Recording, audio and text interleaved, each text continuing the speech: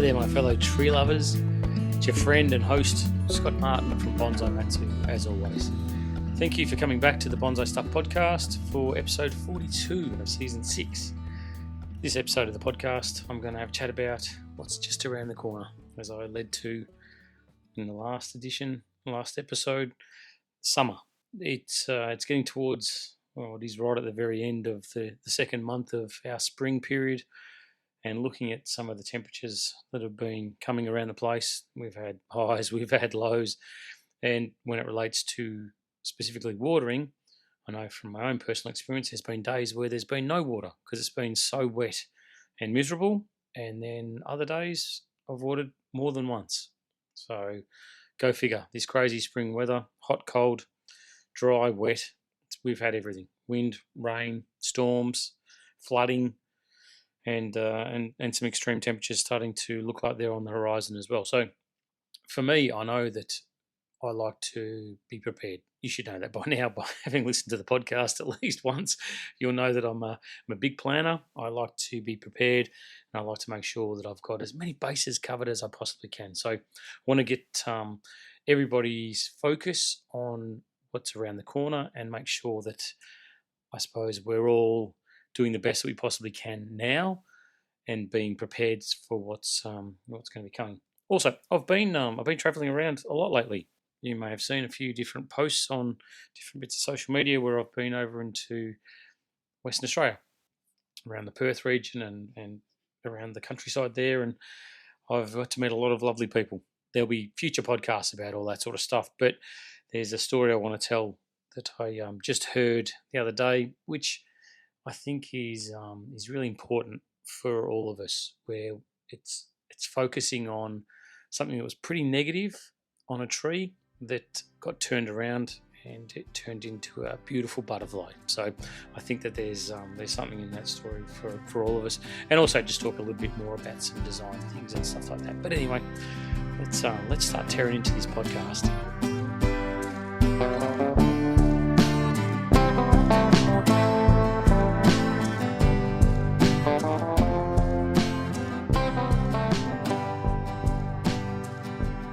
By listening to more than about 3 seconds of any of my podcasts, you'll know that I'm a tree lover down through my absolute core. Always have been, without really focusing on it. I've always loved trees, and it's part of who I am, loving trees. Anyway, I just want to share with you that I picked up another book to read. I haven't read it yet, so I can't tell you whether it's any good, but I'm very excited. Picked it up today from Botanic Gardens in Perth, and it's called Tree Glee by Cheryl Rickman. And the reason why I bought it is when I flipped open, it's great. It's about how and why trees make us feel better. So I was on the hook then, but when I read about the author, it mentions that Cheryl Rickman is a proud tree hugger. And as soon as I saw that, without looking any further into the book, I went, yep, perfect. That'll be one for me to put on my must-read list. Anyway, so you should know that my primary focus always, every single time, no matter what I do, is based around the health and well-being and future development of any trees in my care. Always.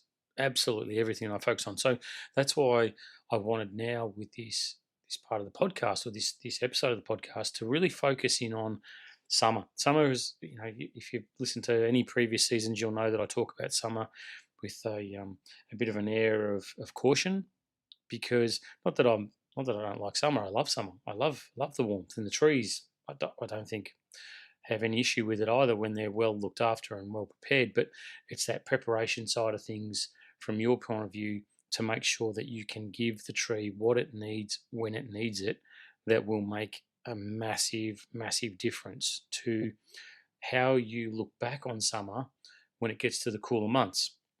I'm focusing here on the places that have 4 seasons.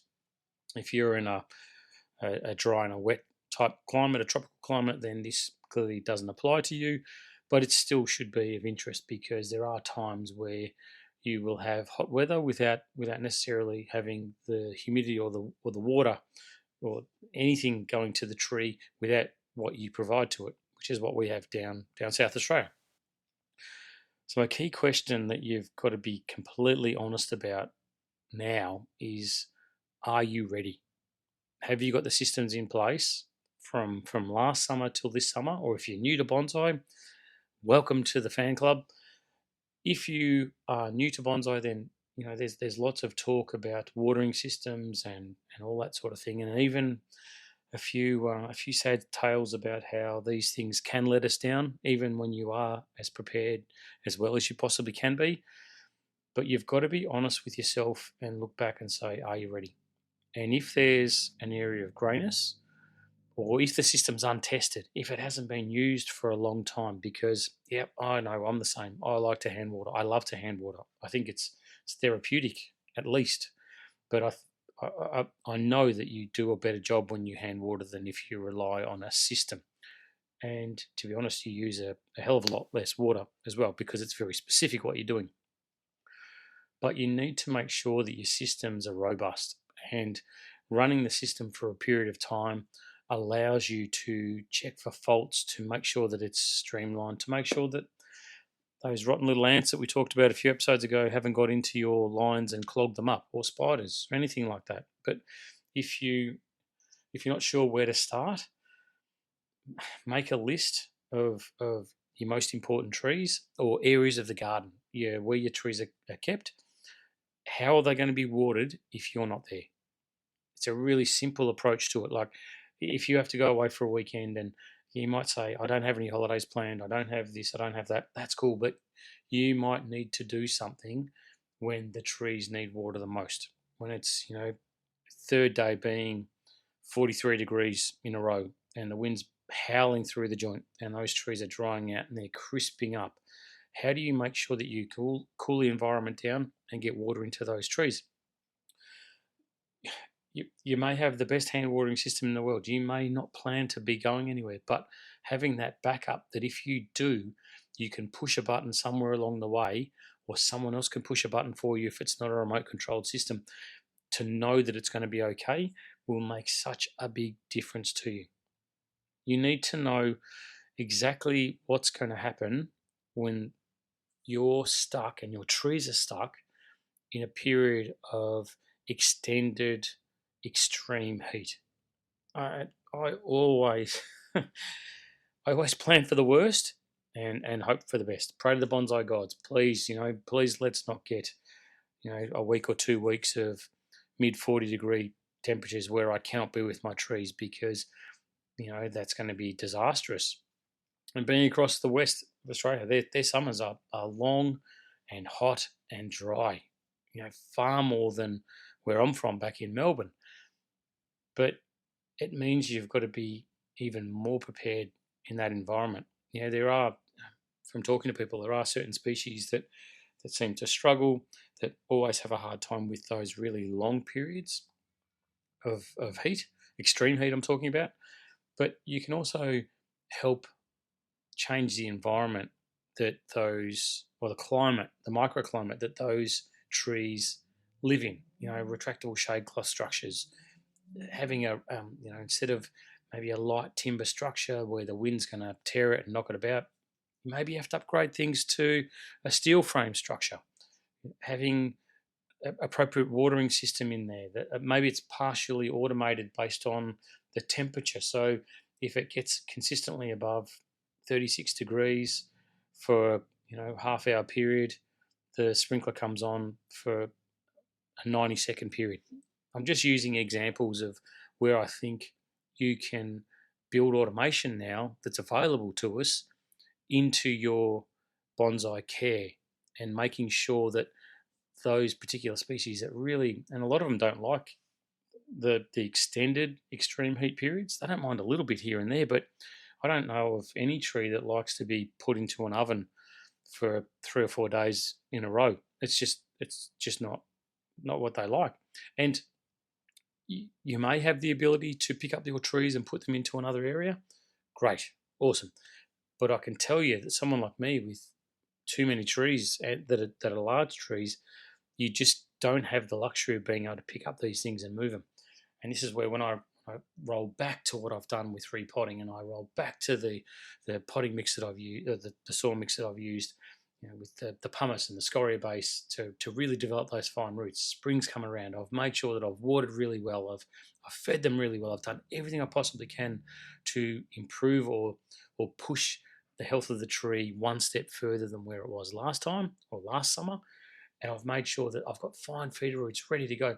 Then I know that I'm ticking that list that I've got. It's not just the watering system that I'm presenting to the tree. It's that I've done as much as I possibly can when it comes to the health of the tree. So you've got the shelter. I do a review of my retractable shade cloth, which I know at the moment does need some work. One of my runners has snapped because of fatigue. So I've got to get up then. I've got to make sure that that's fixed prior to that summer period because I want to be able to use the retractable shade cloth. Can't leave it too much longer, but it's on the list, and that's where this timing is for all of us. It's not urgent, not yet, and that's why I'm talking about it, because we've all got time to fix these things. Water. How am I going to get water to my trees? Not just to get them into the tree system through transpiration, but to cool the environment, to cool those pots down. What's my strategy going to be? Am I going to have wet tea towels that I put over the side of the pots on those extreme days? Am I going to have hessian cut ready to go? Am I going to pick up the trees? Am I going to move them? When I move them, where are they going to go? It's nice having a garage, or a shed or something like that, but that's got to stay cool as well. It's got to be a cool environment. And when they go in there, are they going to go onto benches? Are they going to go onto the floor? Is there going to be some kind of a racking system? How's that going to happen? How many days or how many times are you going to have to put the trees in and out of that area? Is it going to be available? Is there going to be a car in the garage? There's so much that you need to do. Your environment cooling systems, the overhead misting systems that I use, it's maybe not the most effective method to water the trees, but it certainly does a nice soaking, and it certainly cools that environment down. I know that when it's really, really hot and I flick on the watering system and I walk past and I just get that mist, that light, gentle mist hit me on those really hot days, it's so refreshing. So if it's doing that for me, I guarantee it's doing it for the trees. Put your hand on, when it does get to summer and you are running one of these systems, after you've run it, go out there a couple of minutes later and put your hand on the side of the pot and just feel if it's done the job. Has it cooled it down for those roots? Because if it's, invariably, if it's 40 degrees outside and you've got a dark unglazed pot sitting around one of your trees, then I can guarantee you that thing's going to be a hell of a lot hotter than 40 degrees.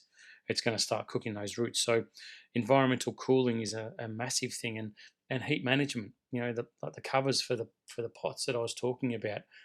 Some people have talked to me about how they use aluminium foil, like a reflective surface, to try and keep the pots cool. Whatever it is, you've got to test it. You've got to trial it, and you've got to have it ready to go. You can't be thinking about these things. You've got to be doing these things. So anyway, that's enough rambling. I hope that this is an instigator for you to maybe just focus on that, because we are at a point where, as I talked about last time, there's defoliation on the cards that's got to get done. There's certainly last minute prunes of a lot of deciduous stuff. We're about to get into another phase with our pines, with decandling and candle cutting and all that sort of stuff, which is very exciting. So I look at these lulls in activity as a real time to prepare and make sure that you're ready to do the right thing for the trees that are in your control, in your custody, these babies that we love. And it's also time for me to say to you that as we roll into November in a few days' time, it's time for your last round of fertilising. This is a big one. Make sure that you're pumping that food into those trees.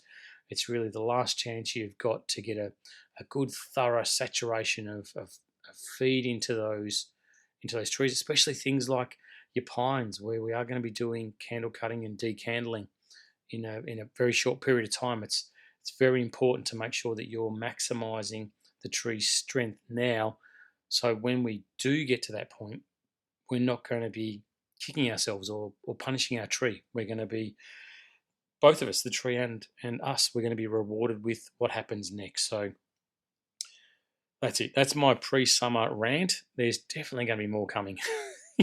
You know how it works. Watering systems and heat. It's a common threat for us all, where we need to be on our guard. But having seen some real fluctuations in temperature lately, it's a really nice reminder and a bit of a prompt to say, hey, just get ready. While you might be able to handle going from 16 degrees to 30 degrees in one day, that's fine. When you start getting above, high mid 30s to low 40 degrees Celsius for a long period of time, which is possible. It is definitely possible. I know I've said that for a little while with Melbourne. That I've been scared about, and I have been scared about these extreme heats that are on the horizon with the definite climate change that we're all experiencing. With that threat looming, it's changed my focus and my approach with things like defoliation to be far more cautious. And as I said right at the very start, my primary focus in everything is my satisfaction or my enjoyment through the health and well-being of my bonsai. That's it. It's really, really simple. So I will never do something that will push a tree to an extent where I think I'm going to do damage or hurt it or have it die because I've been selfish. Been there, done that. Never going to do it again. Learnt from my mistakes. Try and encourage as many people that listen to this podcast to have the same approach too.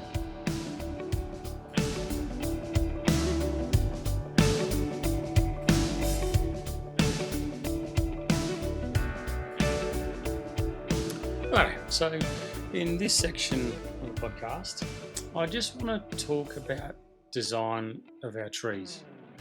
And this got stimulated, this little brief interruption to my normal program, to go back and circle back to something that I'd said a little bit earlier, because I want to just clarify, I suppose, what my thoughts on design are and what I'd strongly recommend anybody involved in bonsai, whether you listen to the podcast or not, what your approach should be to other people's design of their bonsai. Now, I'll just go over a few little facts when it comes to design.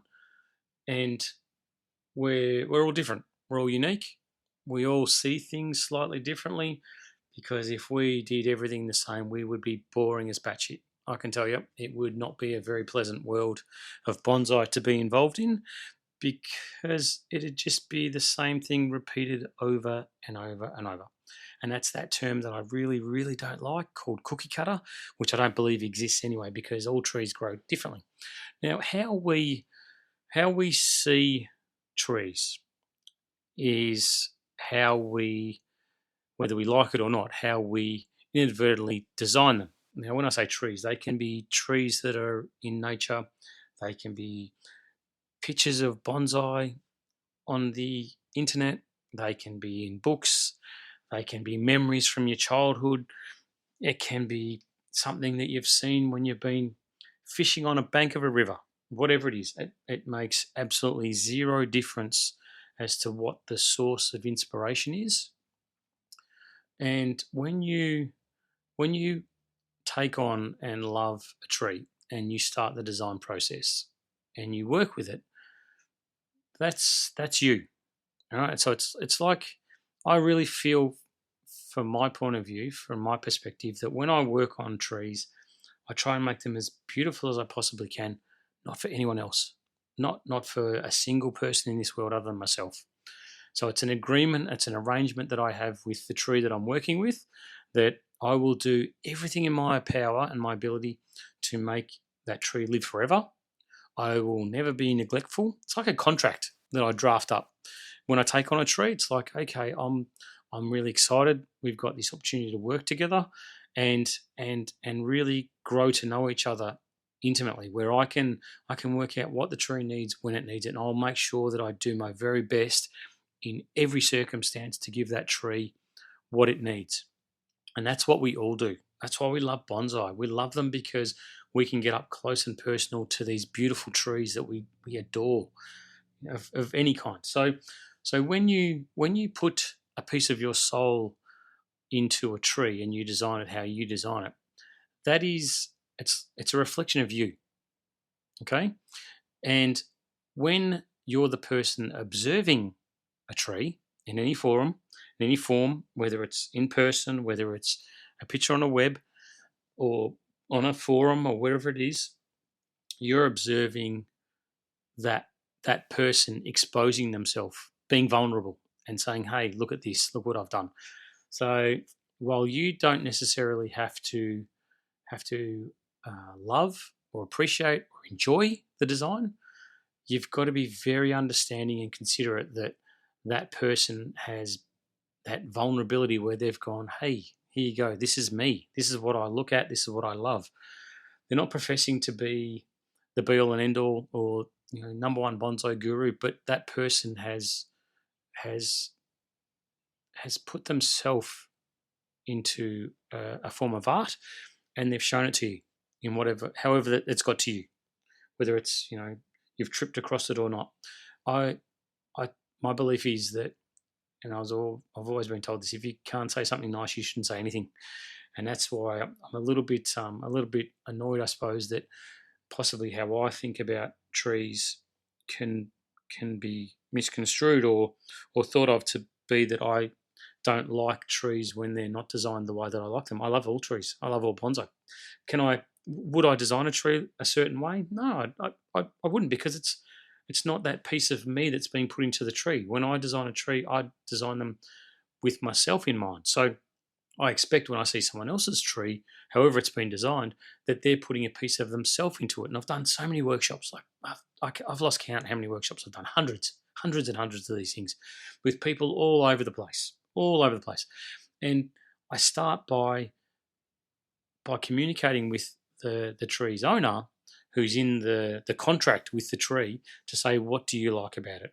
What size tree do you want? What's the best feature of it? And it's only when I get invited to say, when someone says, hey, what do you think? That's when I'll say, okay, well, this is what I would do, because if it was mine, this is how I would progress with that tree. And sometimes that's great because people go, oh, I didn't think about it like that. That sounds great. Let's do it. But other times it's like, no. And I'll look at, I had an incident the other day where there was a branch, I thought it was too thick in a pad, and there was enough other structure around it. And I said, I really want to cut it off. No, I don't want to cut it off. And I'm like, I think it'd look great if we cut it off. No, I really like it because of what it does for that tree. I like it more with that branch being there. And I went, cool, great, let's do it. I said, and keep an eye on it. Like, if you can remove it later on down the track, you don't have to get rid of it now, but think about it for in the future that you may evolve. And he said, from now on, I'm going to call that branch Scott, because every time I look at it, I'm going to think of you. He said, I really like it, so I'm going to keep it. It's like, fantastic. Do I get upset? Do I say the tree's no good because that branch isn't exactly how I would design it? No, not at all. I applaud the fella for standing up, saying, no, this is what I want with my tree. Definitely. I know my place in the world is to bring as much bonsai love to as many people as I can, and to educate and pass on as much information as I possibly can, to make it that whoever I get to talk to, whoever I get to have a chat with or have a relationship with, gets to love bonsais maybe 1/1,000,000th as much as I love them, because I know that's enough. And when I find out that someone's been a little bit crushed by some pretty cheap and easy comments from someone or people that possibly shouldn't have said anything. Well, I definitely shouldn't have said anything, and it's construed that, well, Scott said he designs his natives like this. Well, yeah, I do, but it doesn't mean you have to. Quite honestly, my only focus with anything that I do is your bonsai love. That is it. And if you get bonsai love by designing a tree this way and they don't look anything like mine, then that's fantastic. That is fantastic. I don't want your trees to look like mine. I want you to have the passion that I've got, that you'll hear through my voice right now about this, because it is something I take very, very seriously. And it's design isn't something I like to talk about from this very point of view, that I'm exposing myself to you by me saying, hey, look, this is what I like to do with design. It's like, okay, well, I'm letting you into a little piece of my soul, which is a private place for me that I really treasure and I enjoy, and it's taken a long time for me to develop that. I started out like most people, where you'd try and mimic and you'd see something and go, yeah, okay, I think that person knows what they're doing, so my tree should look like that. Now I'm at the point where, to be quite honest, I don't care what other people's trees look like. I see things and I like them a certain way because that's how I see design. But it's like going to an art gallery and looking at a range of different, genres of painting of great masters.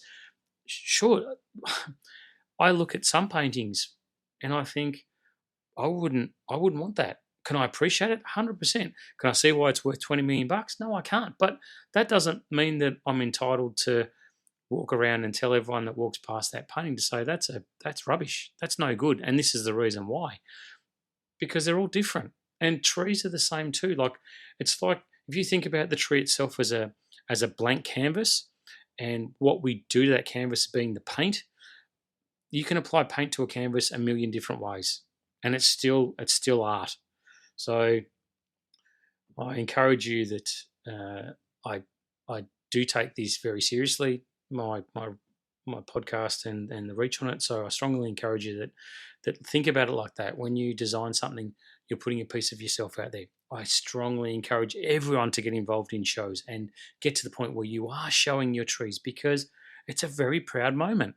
And if you're visiting shows or you're seeing trees or whatever, scroll on. If it's not for you, move on. Just let it go. You don't need to pass on negativity. You don't need to force your opinion.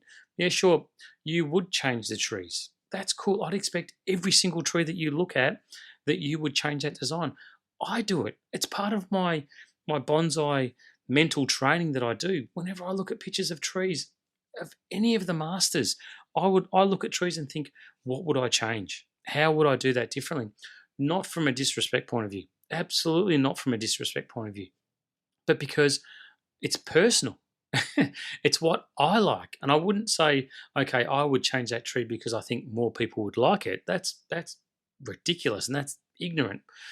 I would do it because I would like looking at that tree if this was changed. Would I ever do it? No, I wouldn't. And I would never say that to the owners of the trees. But it's part of the mental training that I go through with trees, because we all develop our style. We all develop what we like, and we know what we like. It's built into us now. You don't look at a tree and go, oh yeah, that's better than that tree. They've all grown a certain way, and we get drawn to those trees, and we have our whole life because of certain things. Muscular trunks could be the thing that really gets you going. It could be light, dainty, elegant, flowing branches that go up and drift off into the distance. It could be when you've got a very heavy branch that's dropped down and pushed towards the ground, and then you see it fighting for life and coming up again. Whatever it is, it's you. And when it's you, protect it. And it doesn't matter what others say, it's you. And the bonsai love that you've got is shown through the trees that you've got. And I hope that makes sense.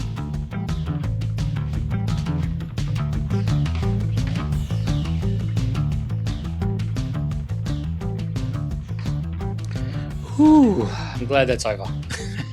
And I'm sorry I had to talk about it again, but look, I'm glad I do, because hopefully this little podcast makes you better appreciate and understand what you're doing with your trees and when you design them, that it is entirely up to you. And if you ever get involved with doing workshops with anybody, me or anyone or anywhere around the world, make sure that you're the driver.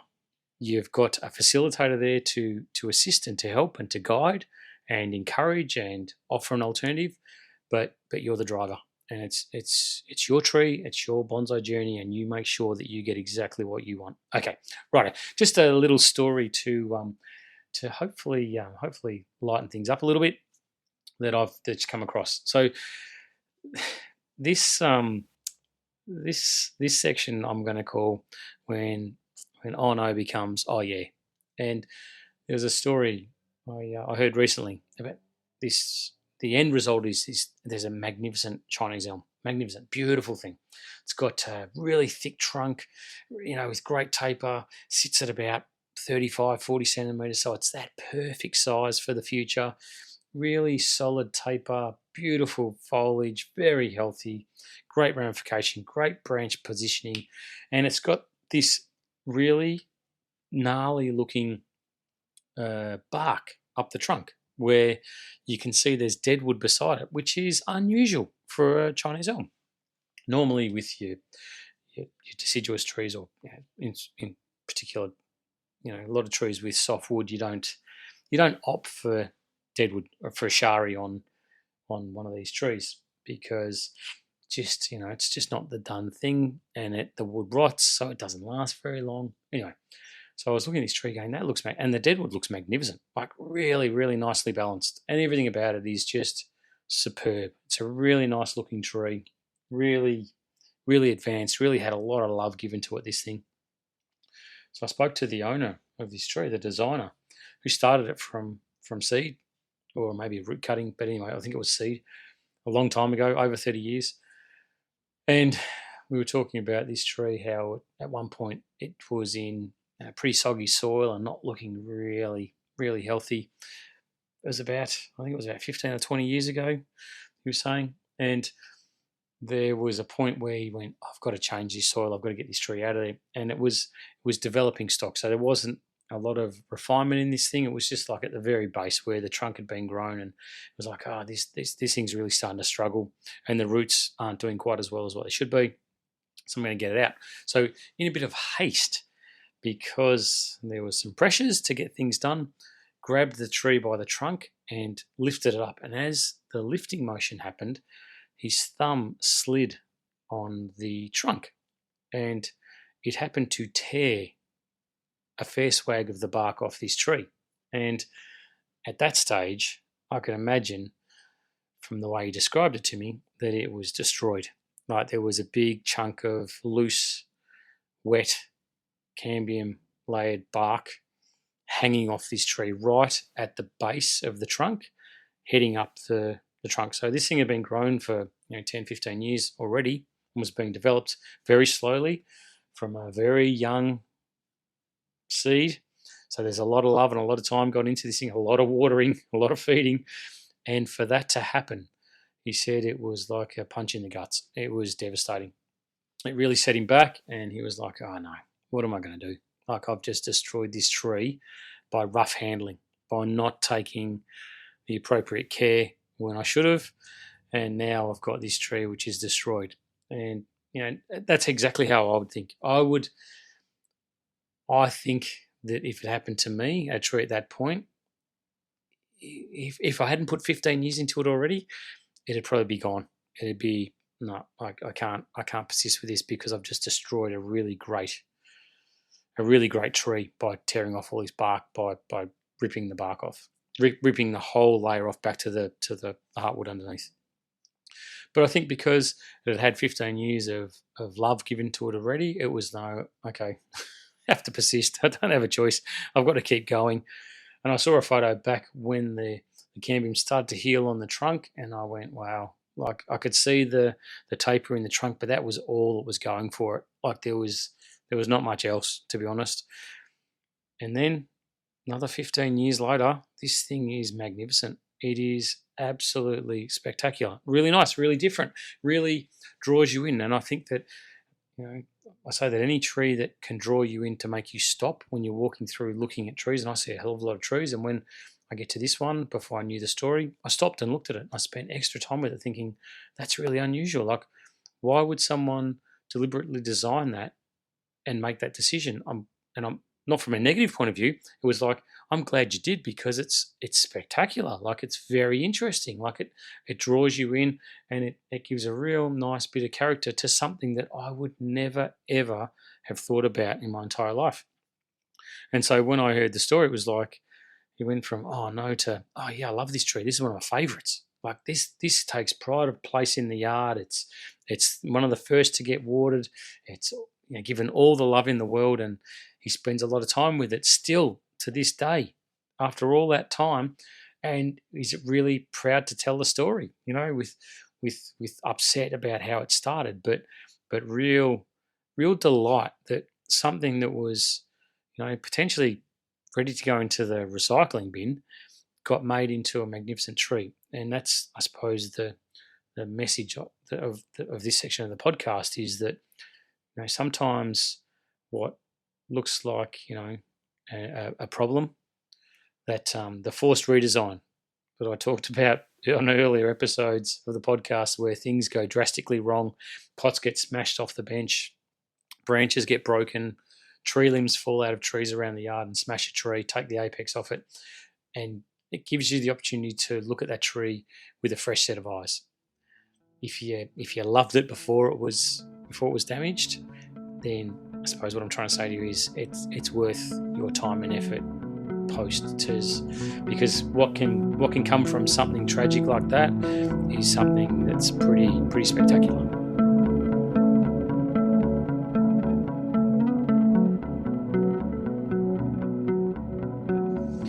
Just like that, folks, we are done. Another episode of the Bonsai Stuff podcast. Done, finished, wrapped up. So just a quick recap as always. That's summer preparation.